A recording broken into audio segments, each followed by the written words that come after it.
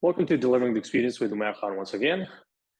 Today, let's talk about leadership agility. Two things come to mind when we think about leadership, at least when I think about leadership, is the speed with which leaders, efficient leaders, good leaders, make their decisions or make wrong decisions, fail, and then correct their decisions and make the correct decisions.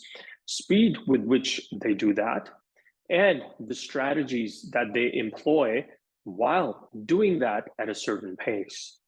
So, speed with which good leaders make decisions or learn from their wrong decisions and try not to make the same decisions again. And then the strategies that those leaders employ in terms of making those decisions. Failing fast is one key thing that you will see across the board for any decision maker, any successful leader, anyone who is not afraid to fail and then who picks up on their learning after that failure. That is a kind of decision maker, that is a kind of leader who will be able to carry a team forward or carry a team of teams forward, an organization forward into a good value delivery ecosystem. And then we also have another hallmark of a good leader, good agile leader, decentralization of decision making. From a point where knowledge workers are actually making the decisions, people who are actually closer to the job, people who are actually performing the different roles or executing different work. Are the decisions housed in those people's hands, or is it the centralized leadership that is making those decisions? Now, there are two things that really stand out.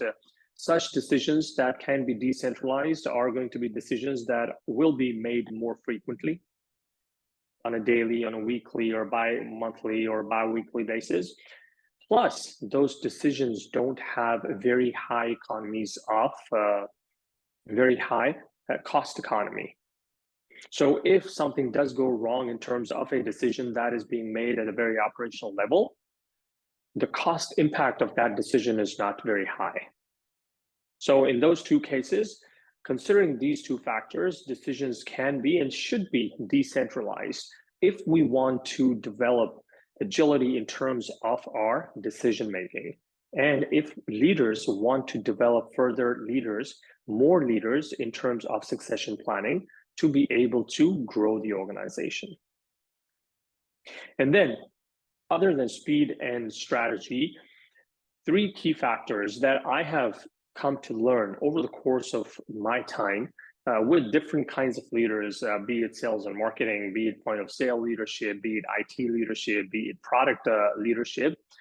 Three things that really stand out when I do think of or when I do talk about leadership.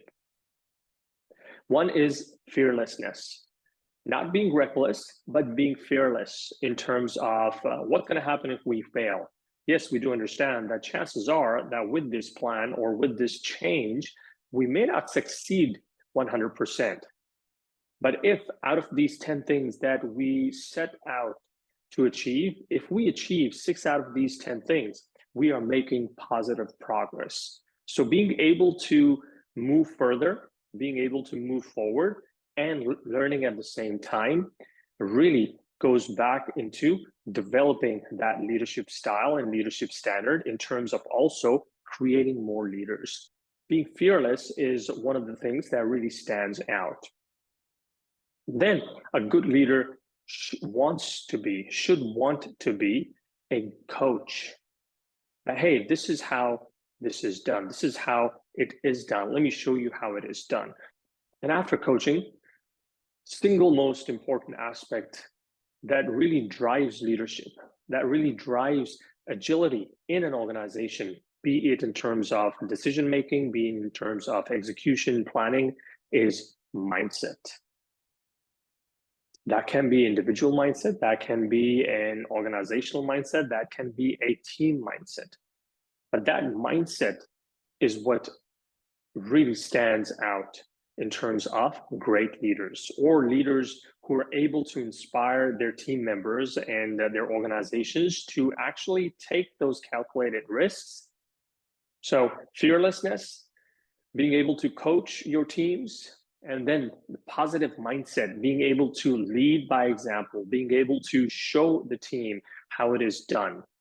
And all these things, doing these things at a speed at which, even if we fail, we are learning fast. And then being able to entrust those knowledge workers, those frontline managers with those decisions that are not made very infrequently, that may not have very high cost implications. What's your challenge? What's your question? What is your situation? If you have any, comment, subscribe, like, and share. And until next time, keep watching Delivering the Experience with Umayr Khan.